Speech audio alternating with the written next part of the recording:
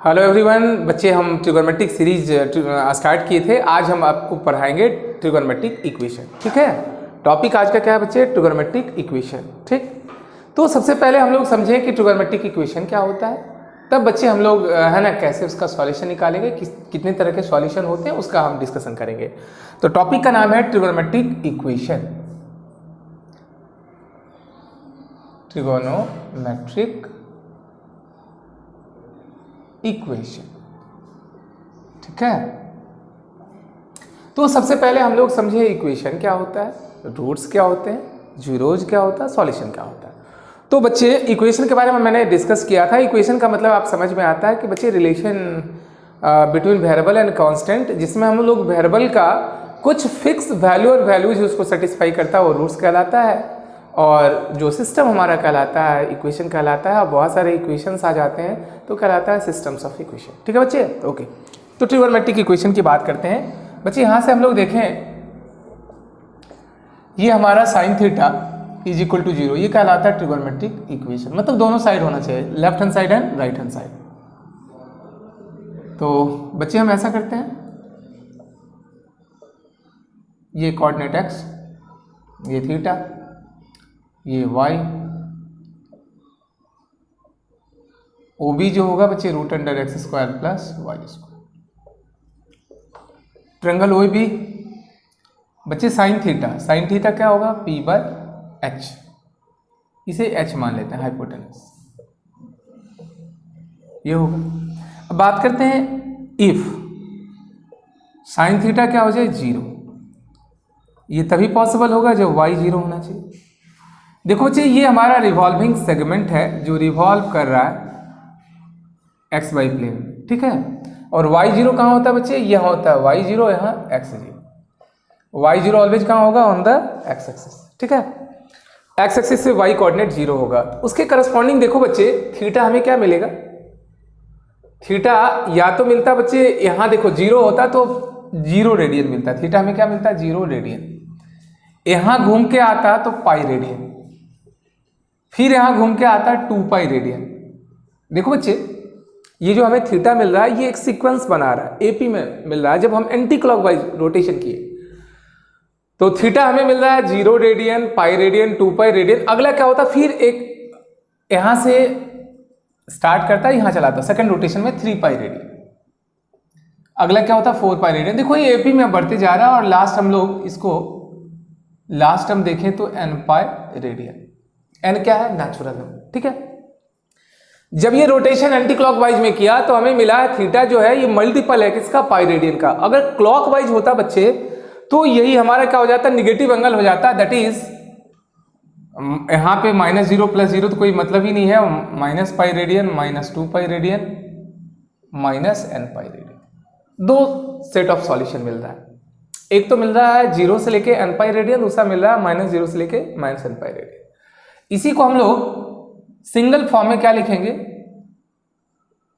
इन दोनों का joint form. ये पहला बच्चे, ये दूसरा है। इन दोनों का ज्वाइंट फॉर्म। थीटा बच्चे क्या हो जाता है? n पाई। और n के बारे में डिक्लेयर कर देते हैं। n हमारा क्या है? इंटीजर। इंटीजर क्या होता है बच्चे? 0 +-1 +-2 +-3 +-1, ठीक है, राइट। ये हमारा क्या है कि बच्चे, ये एक हमारा क्या होता है? जनरलाइज कर दिए। और अब इसको बोलते हैं if sine theta is equal to 0, theta is equal to n pi. ये कहलाता है जनरल सॉल्यूशन। क्या कहलाता है बच्चे? जनरल सॉल्यूशन, ठीक है, जनरल सॉल्यूशन। सॉल्यूशन का शॉर्ट फॉर्म लिखें। अब आपको थोड़ा टाइप्स ऑफ सॉल्यूशन बता दें ट्रिगोनोमेट्रिक इक्वेशन का, ठीक है। तो ट्रिगोनोमेट्रिक इक्वेशन का बच्चे 3 तरह का सॉल्यूशन हम लोग देखेंगे। एक जनरल सॉल्यूशन, दूसरा पर्टिकुलर सॉल्यूशन, तीसरा प्रिंसिपल सॉल्यूशन, ठीक है बच्चे, ओके। General solution. अब बच्चे यहां तक आपको समझ में आ गया होगा कि हमने एक जनरल बच्चे रिलेशन लिख दिया, और n हमारा इंटीजर है। देखो एपी बना रहा था, ये जो है ना रूट्स आ रहा था, ये एपी में आ रहा था, जिसका कॉमन डिफरेंस क्या था? पाई रेडियन, ठीक है बच्चे, है ना। अब थोड़ा बच्चे इसको मिटा देते हैं, इससे और हमें ज़रूरत पड़ेगा है ना, इसको रहने देते हैं यहाँ पे अभी। अब types of solution of trigonometric equation ये डिस्कस कर देते हैं बच्चे, ये क्या होता है। टाइप्स ऑफ सॉल्यूशन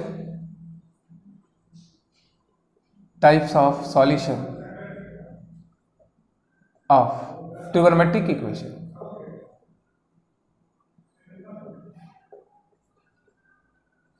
पहला है जनरल सॉल्यूशन,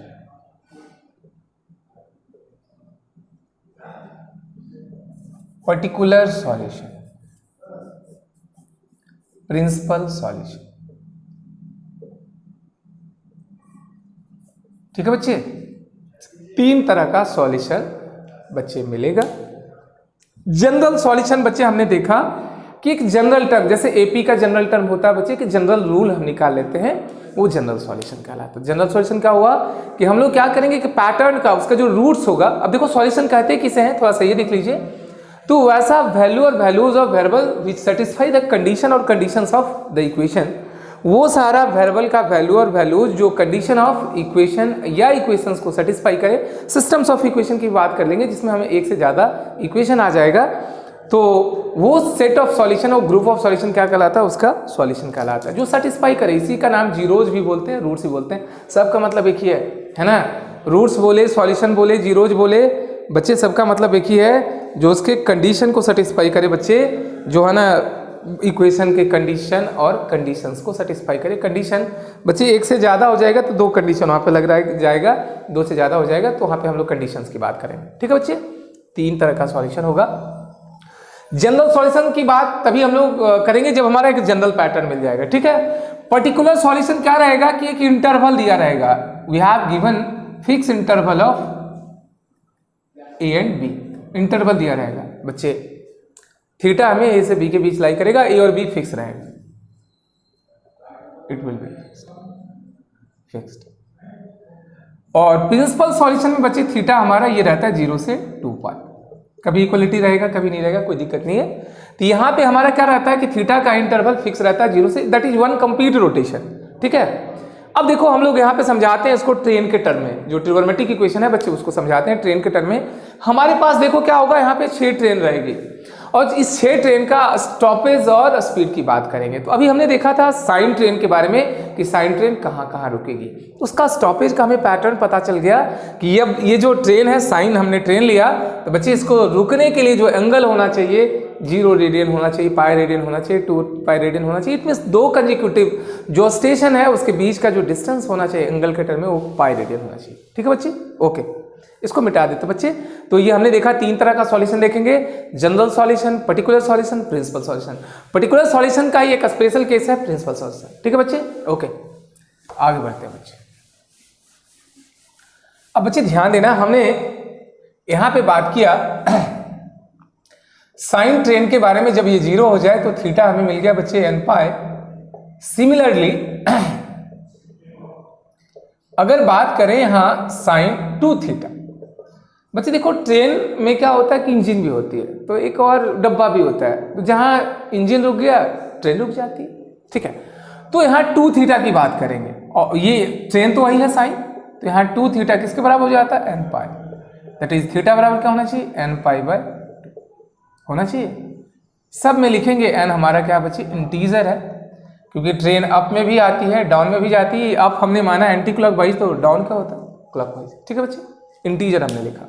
ओके बच्चे, तो साइन 2 थीटा अगर 0 के बराबर हुआ तो theta n pi by 2। Similarly अगर साइन 3 थीटा किसके बराबर हो जाए बच्चे, फिर कहते इंजन तो साइन है, 3 थीटा किसके बराबर होता है, n pi, that is theta is equal to n pi by 3। बच्चे जब भी अभी n लिखेंगे पूरी चैप्टर में तो क्या लिखना है, उसको इंटीजर की। ठीक है, ओके बच्चे, क्योंकि इसकी जरूरत पड़ेगी इस फिगर को, इसलिए हम अभी मिटा नहीं रहे, है ना। चलो बच्चे, अब बात करते हैं यहाँ पे, अगर रहता है ऐसा sine theta by 3, 2 theta by 3 is equal to 0, फिर क्या करोगे बच्चे, हमने इंजन देख लिया साइन, तो ये एंगल जो होना चाहिए मल्टीपल सब मल्टीपल हो कुछ भी रहे, ये किसके बराबर होना चाहिए, n pi, that is theta is equal to 3 n pi by 2, n integer. समझ गए, मल्टीपल देखा, सब मल्टीपल देखा। अब कंपाउंड की बात करते हैं, अगर sign theta minus pi by 4, बच्चे इंजन हमने देखा साइन, ये जो एंगल होना चाहिए किसके इंटीग्रल मल्टीपल होना चाहिए, पाई का, that theta is equal to n pi plus pi by 4। ठीक है बच्चे, राइट है ना। हम लोग देखा था ट्रिगोनोमेट्री में कि बच्चे एंगल हमारा एलिमेंट्री हो दैट इज थीटा हो, 2 थीटा हो, मल्टीपल होगा थीटा बाई 2, तो सब मल्टीपल होगा, एक कंपाउंड के फॉर्म में था। सिमिलरली बच्चे अगर ऐसा रहता sine 2 theta minus pi by 6 is equal to 0, बच्चे क्या करोगे, हाँ 2 theta minus pi by 6 is equal to n pi, that is 2 theta is equal to n pi plus pi by 6, theta is equal to n pi by 2 plus pi by 12। ठीक है, n belongs to integer, n क्या होगा into. ठीक, चलो बच्चे इस तरीके से हम लोग क्या कर रहे थे, जनरल सॉल्यूशन की बात कर रहे थे। आगे बढ़ते बच्चे, अगर ऐसा रहे sine theta minus alpha is equal to 0, कहता है अल्फा फिक्स, ये क्या है बच्चे फिक्स, सॉल्यूशन किसका निकालना है, थीटा का in terms of alpha, n pi plus alpha. बच्चे देखो अगर दोनों साइड रहेगा ना तो दिस इंप्लाइज साइन देते हैं। ठीक है, मतलब क्या होता है कि एक साइड से बतलाता है बेटा, वन वे, लेफ्ट से राइट बतला रहा है, अगर ये है तो ये हो। ठीक है, ओके, मिटा देते हैं बच्चे। अब बच्चे ऐसा करते हैं कि यहाँ पे अगर क्या होता है टैन इंजन आ जाए, टैन ट्रेन के बारे में, तो इसको हम लोग क्या लिखेंगे, इसको लिख सकते हैं sine theta by cos theta. बच्चे बताओ ये ट्रेन जो बनी है उसका इंजन क्या है, साइन, तो फिर क्या हो जाता, sine theta is equal to 0 into cos theta. बच्चे जब इंजन रुक गई तो ट्रेन भी रुक जाता। इट मीन्स हमें पता चल गया कि जहां साइन ट्रेन रुकेगी वहां टैन को भी रुकना पड़ेगा, बिकॉज इंजन दोनों में सेम है, साइन फंक्शन है, दैट्स वाई वहां पे क्या होगा बच्चे, ये भी रुक जाएगी। एन क्या होगा बच्चे, इंटीजर। अब सेल्फ अंडरस्टूड होगा पूरी टॉपिक में बच्चे, एन जब भी हम लोग लिखेंगे एन इंटीजर है, एन नेचुरल नंबर नहीं है। ठीक है बच्चे, इंटीजर है तो अभी ऐसी बात है कि इंटीजर नेचुरल नंबर को बतलाता है, लेकिन नेचुरल नंबर इंटीजर को नहीं बतलाता। अगर हमने इंटीजर बोला तो नेचुरल नंबर आ चुका है, लेकिन नेचुरल नंबर बोले तो बच्चे सारा, क्योंकि इंटीजर में नेगेटिव भी होता है, जीरो भी होता है। ठीक है, ओके बच्चे, तो यहाँ पे बच्चे अगर हम लोग यहाँ पे बोलते हैं tan 3 theta is equal to 0, अब डायरेक्ट हम लोग यूज करेंगे तो बच्चे हमारे रिजल्ट होगा, देखो सॉरी, अगर क्या हो if tan theta is equal to 0, तो बच्चे theta is equal to n pi, this is known as n belongs to integer. n क्या होगा बच्चे, इंटीजर छोड़ देते हैं, इसको बोलते हैं general solution, general solution, general solution. ठीक है, जनरल सॉल्यूशन। ठीक है, तो साइन हो या टैन हो, दोनों का इंजन हमारा क्या है, सेम जगह पे स्टॉपेज होती है, थीटा हमारा क्या कहलाता है, इसका जो जनरल सॉल्यूशन होगा n पाई के बराबर होगा। ठीक है, आगे बढ़ते हैं।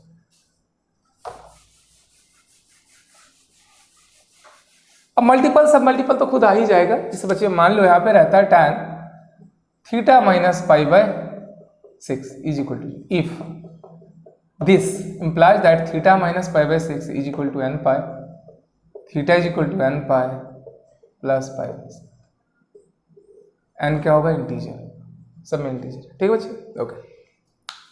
अब बच्चे आते हैं इफ, अगला पार्ट, दो ट्रेन के बारे में हमें पता चल गया, साइन और टैन के बारे में, क्या किया स्टॉपेज कहाँ पे होगा। अब आगे बढ़ते हैं बच्चे कॉसेक, क्योंकि साइन से रिलेटेड होता है cosec, cosec theta is equal to 0 if, बच्चे देखते हैं कि इसका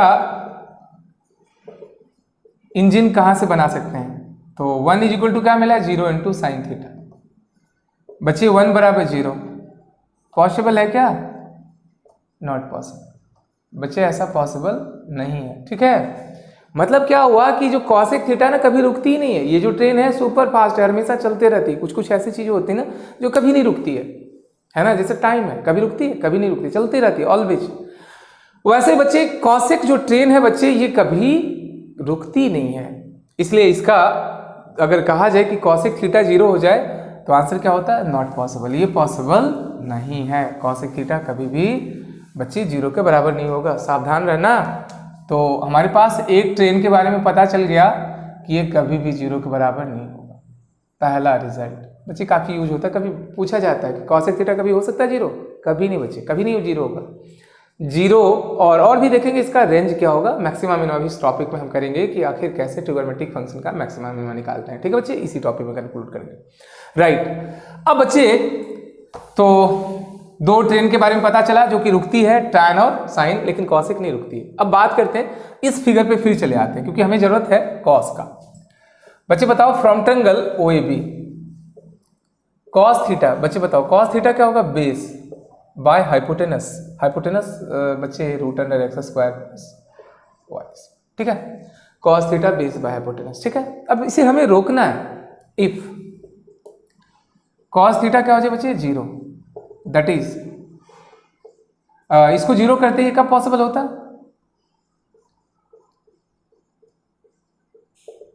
x 0 होता है।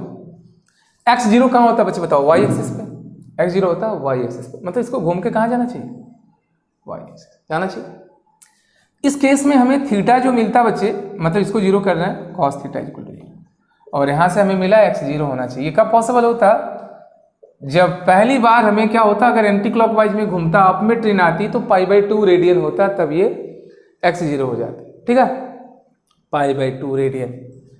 बच्चे x 0 फिर कहाँ होता, निगेटिव y एक्सिस, तो बच्चे ये क्या हो जाता, π/2, अगला मिलता 3π/2, क्योंकि एंगल का मेजरमेंट किसके रेस्पेक्ट में करेंगे, with respect to positive x axis, π/2 + π that is 3π/2, ठीक है। तो देखो एक चीज गौर करो, हम लोग देख रहे थे कि दो कंजिक्यूटिव जो हमारा क्या था, स्टेशन था, स्टॉपेज था, उसके बीच का जो एंगुलर डिफरेंस था पाई रेडियन, पाई से बढ़ रहा, देखो पहला यहाँ 0, अगला यहाँ पे रुक जाता है, इंक्रीमेंट कितना पाई का, ये कॉमन डिफरेंस हो गया।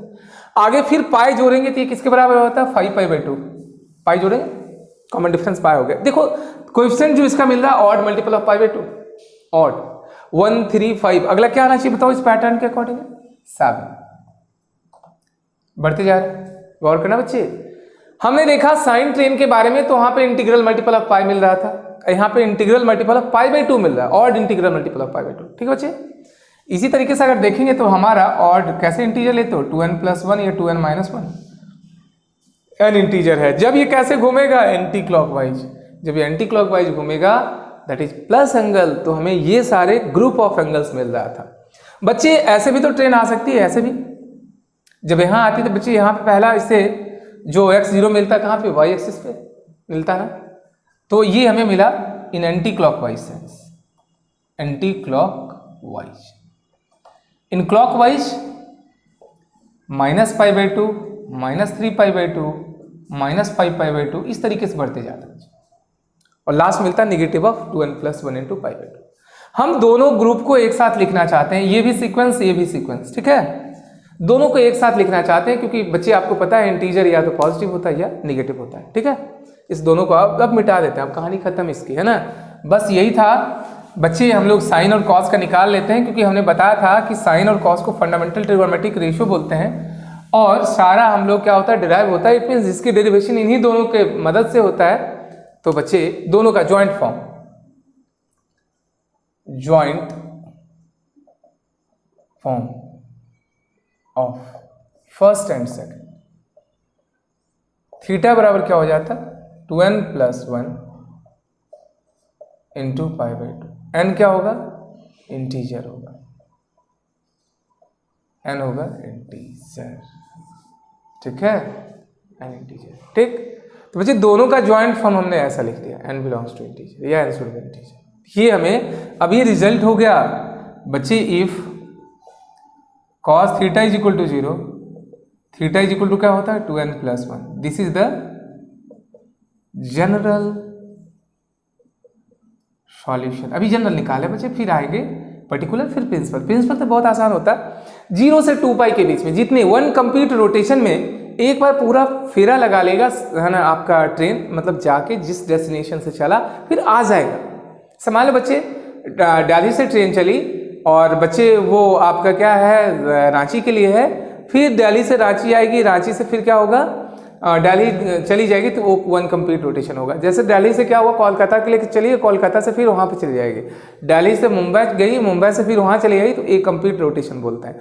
तो हमें क्या होगा, 0 से 2π रेडियन में जो भी सॉल्यूशन आता, जो भी वैल्यूज होते थीटा का, वो कहलाता आपका प्रिंसिपल सॉल्यूशन। पर्टिकुलर तो बच्चे डिपेंड कर लेगा, बोल देगा कि ठीक है कि आखिर एक महीने में कितने बार अप डाउन किया, वो तो हम लोग निकाल लेंगे, वो दिया रहेगा, ठीक है बच्चे।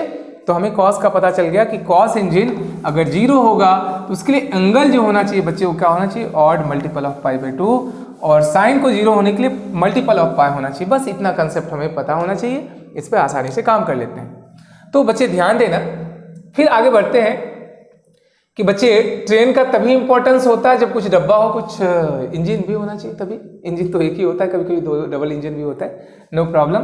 तो बच्चे यहाँ पे 2 थीटा आ गया, तो 2 थीटा बराबर क्या लिखेंगे बच्चे, 2n + 1 इंटू पाई बाई 2। कभी जैसे ऑड इंटीजर कैसे लेते हो बच्चे, 2n + 1 के फॉर्म में या 2n - 1, तो दोनों हो सकता है, आइदर +1 और -1। This implies that theta is equal to क्या होगा, 2n + 1 इंटू पाई बाई 4। ये आंसर एन इंटीजर होना चाहिए, ठीक है बच्चे, ओके। अगर cos 2 theta is equal to 0, 2 theta is equal to 2n + 1 into pi by 2, theta पता चल गया, ठीक है। सिमिलरली आगे बढ़ते हैं, cos 3 theta is equal to 0, what will you say, 3 theta is equal to 2n + 1 into pi by 2। Theta is equal to क्या होता है, 2n + 1 पाई बाई 6, समझ गए, एन इंटीजर होता है।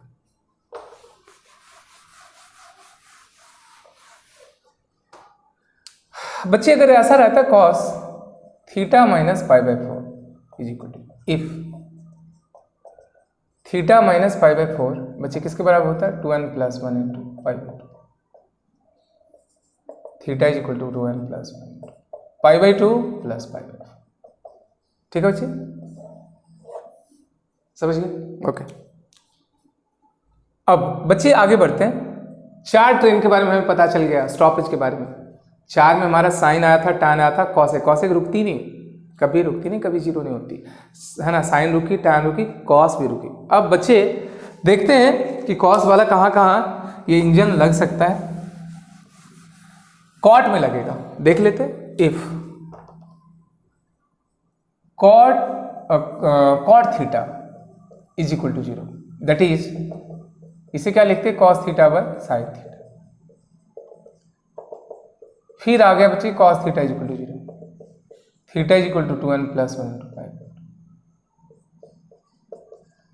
ठीक, ऑड इंटीजर हो गया। मतलब पता चला कि जो कॉट हमारी ट्रेन थी उसका इंजन भी क्या था, कॉस ही था। तो जहां कॉस रुक जाएगा तो कॉट रुक जाएगा। क्लियर है बच्चे, ओके। ये हमें रिजल्ट हो गया। इट मीन्स हमें यहां से रिजल्ट मिला कि if cot theta is equal to 0, this implies that theta is equal to 2n + 1 into pi by 2, ठीक है, एंड इंटीजर होना चाहिए। आगे बढ़ते हैं बच्चे। अब लिखते हैं if sec theta is equal to 0, 1/cos theta, नहीं कुछ मतलब 1 2 जो भी लेना है ले लो, कोई दिक्कत नहीं है। 0 into cos theta, 1 is equal to 0, ठीक है, समझिए। अब बच्चे क्या है, ये पॉसिबल नहीं है, नॉट पॉसिबल, ये पॉसिबल नहीं है, ठीक है, ये पॉसिबल नहीं है।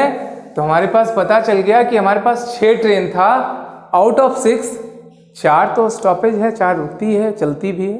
अभी स्टॉपेज की बात करें बच्चे, फिर स्पीड की बात करेंगे, है ना, कि जब नॉन जीरो है ना, रुके नहीं, कुछ दूसरा वैल्यू, तब क्या होगा। तो बच्चे 2 हमारे पास ऐसा आ गया कि जो रुकती नहीं है, सुपर फास्ट है, दैट इज हमें यहाँ से मिला सेक थीटा कभी भी 0 के बराबर नहीं होगा, पहला रिजल्ट। दूसरा रिजल्ट आ गया, दूसरा क्या था, कॉसेक थीटा भी 0 के बराबर नहीं है। बार बार बच्चे ये पूछा जाता है, क्या सेक थीटा कभी 0 होगा, कभी नहीं होगा। क्या कॉसेक थीटा कभी 0 होगा, रियल फ्रेम में तो कभी नहीं होगा। तो हमारे pass out of 6 train, 2 train ऐसी है जो पर हमेशा क्या होती है, घूमते रहती है, रुकती नहीं है, और 4 है जो कि रुकती भी है ना, और चलेगी भी। तो उसका ज़्यादा इंपॉर्टेंस होता है, उसी ट्रेन का ज़्यादा इंपॉर्टेंस होता है कि बच्चे क्या होती है, जो रुकती है और स्पीड भी रहती है। क्योंकि क्या होते हैं, स्टेशन पे लोग कुछ वहाँ पे एंट्री करते हैं, फिर अपने डेस्टिनेशन पे उतर जाते हैं, उसी ट्रेन का ज़्यादा इंपॉर्टेंस होगा। तो हम लोग इन चारों ट्रेन के बारे में स्टडी करेंगे। कभी तो स्टॉपेज के बारे में हमने देखा, फिर स्पीड के बारे में भी उसको देखेंगे, ठीक है बच्चे। आगे बढ़ते हैं, होपफुली आपको समझ में आ गया होगा। और मैंने क्या किया, 6 ट्रिगोनोमेट्रिक रेशियो को आपको समझा दिए कि ट्रेन के टर्म में। और बच्चे ट्रेन वाला कंसेप्ट आपको अच्छा से समझ में आ गया होगा कि डेली लाइफ में आप इसको यूज करते हो। और सभी लोग ट्रेन जर्नी तो किए ही होंगे, क्योंकि इंडिया में ट्रेन चलती है, कुछ ऐसी कंट्री है जहाँ ट्रेन अभी भी नहीं चलती है, अब तो बुलेट ट्रेन आने वाला है। खैर चलते हैं बच्चे, आगे बढ़ते हैं हम लोग। अब बात करते हैं स्टॉपेज की, कहानी तो खत्म हुआ, एक बार फिर से आपको हम लोग उसको ओवरव्यू दे देते हैं। तो कुछ रिजल्ट है जिसको एक बार फिर से आप नोट कर लीजिएगा। If sine theta is equal to 0, theta क्या होना चाहिए बच्चे, एन पाई, एन इंटीजर है, ये रिजल्ट होगा जनरल सॉल्यूशन। ये इंपॉर्टेंट रिजल्ट की बात कर रहे हैं, इंपॉर्टेंट रिजल्ट। दूसरी बात, अगर tan थीटा 0 के बराबर हो जाए, थीटा फिर वही होता है n पाई, दोनों का same solution. cos theta 2n + 1 × पाई, cot थीटा, देखो दोनों का C से स्टार्ट है, दोनों का सेम इंजन है, cos। आगे cosec थीटा कभी भी 0 नहीं होता और sec थीटा भी कभी भी 0 नहीं, ठीक है। अब बच्चे, अब आप आगे बढ़ते हैं कि जब कुछ स्पीड रहे, क्योंकि ट्रेन अगर क्या होगी, रुकी रहेगी कहीं पे तो उसका कोई इंपॉर्टेंस है नहीं, तो बच्चे क्या चाहिए, कुछ स्पीड भी चाहिए। अब स्पीड की बात करते हैं। If tan theta is equal to tan alpha, where alpha is a fixed angle, prove that their general solution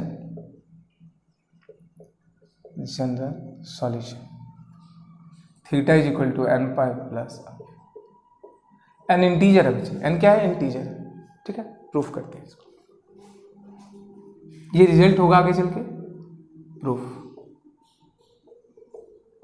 tan theta बराबर क्या है बच्चे, tan अल्फा, इसे क्या लिखेंगे, sin theta by cos theta, sin alpha by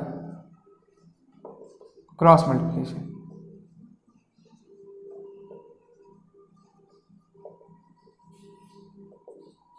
sin theta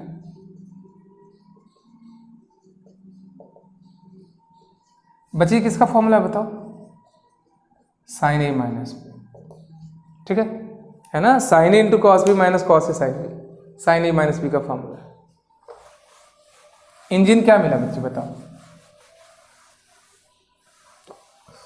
engine मिला sign,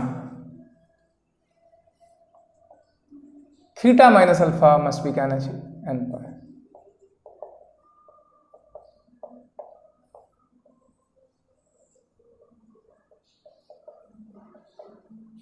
integer, समझ गए, clear, okay.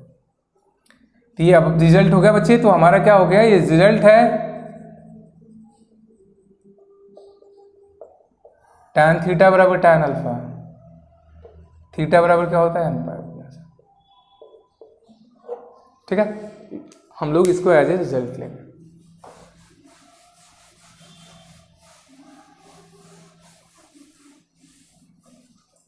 Example, tan theta 1, find general and principal solution. बच्चे कहते हैं जनरल और प्रिंसिपल सॉल्यूशन निकालिए, ठीक है। अब प्रिंसिपल यहीं पे क्लियर कर दें, ठीक। सॉल्यूशन, tan थीटा बराबर क्या है बच्चे, 1, tan पाई बाय 4,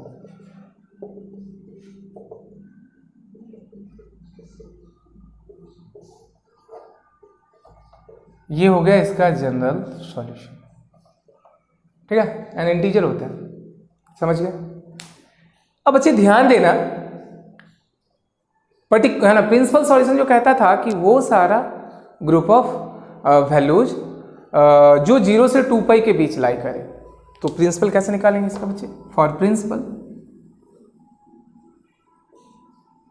पुट करें n बराबर 0, 1, 2, 0 पुट करेंगे तो यहाँ क्या आएगा बच्चे, थीटा 1 इसका नाम दे देते हैं, 0 × पाई प्लस पाई बाय 4, क्या मिला बच्चे, पाई बाय 4 रेडियन। बच्चे बताओ क्या ये लाई कर रहा है 0 से 2 पाई के बीच, ऑब्वियस लाई कर रहा है 45, मतलब इसको इधर बना देते हैं ग्राफ से। बच्चे एक मिला पाई बाय 4, ऑब्वियस सी बात है, सिंगल रोटेशन में पाई बाय 4 यहाँ पे आ गया। चल अगला 1 पुट करेंगे तो क्या होगा, pi plus pi by 4, 5π/4 LCM ले लिए 5π/4। ओ तो बच्चे इसमें थर्ड कार्बन, सॉरी, ये पाई और π/4 यहाँ चला था 5π, 2 तो मिल गया। अगला 2 रखते क्या होता है 2π + π/4, घूम के बच्चे यहाँ चलाता 1 कंप्लीट रोटेशन, फिर यहाँ चलाता तो होता नहीं। देयरफॉर प्रिंसिपल सॉल्यूशन में 2 थीटा का वैल्यू मिला, एक तो मिला π/4 रेडियन और अगला 5π/4 रेडियन। बच्चे 2 वैल्यू मिला थीटा का, ये हमारा प्रिंसिपल सॉल्यूशन देगा। ठीक है बच्चे, और बच्चे हम होपफुली आपको समझ में आ रहा होगा। हम ट्रिगोनोमेट्रिक पूरा ट्रिगोनोमेट्रिक का सीरीज अभी चल रहा है और हमने स्टार्ट किया, उसमें एक टॉपिक ट्रिगोनोमेट्रिक इक्वेशन है, उसमें 2 टॉपिक को हम कवर करेंगे, ट्रिगोनोमेट्रिक इक्वेशन है, और दूसरा जो बच्चे हैं ट्रिगोनोमेट्रिक फंक्शन का मैक्सिमम मिनिमम वैल्यू कैसे निकालते हैं, इसी में इसकी ज़रूरत पड़ जाएगी, तो उसको हम लोग फिनिश करेंगे। और होपफुली बच्चे आप इंजॉय कर रहे होंगे, समझ में आ रहा होगा। और लास्ट में हमारी एक रिक्वेस्ट होती है कि अगर आपको वीडियो समझ में आता है, आपको फ़ायदेमंद लगता है, तो औरों को भी आप क्या कीजिए, शेयर कीजिए, बताइए, क्योंकि हमारे जो हमने जो मुहिम चला है कि आज एजुकेशन घर घर तक पहुँचे और लोग क्या करें कि उस एजुकेशन का एडवांटेज लें, फ़ायदा करें उनके लिए हो, तो ये काम थोड़ा सा आप मेरे लिए कीजिए, क्योंकि मैं आपके लिए वीडियो बनाता हूँ। और आप लाइक कमेंट करिए, सब्सक्राइब कीजिए, है ना, जिससे क्या होगा, कमेंट करेंगे तभी क्या होगा, हमें एनर्जी मिलेगी कि आप, है ना, बच्चे को फ़ायदा हो रहा है, तो फिर हम क्या करेंगे कि आपके लिए फिर एनर्जेटिक होकर वीडियो बनाएंगे। तब तक के लिए क्या करें, अपने आप को भी ख्याल रखिए, औरों का, है ना, फैमिली का ख्याल रखिए। Thank you very much for watching my video.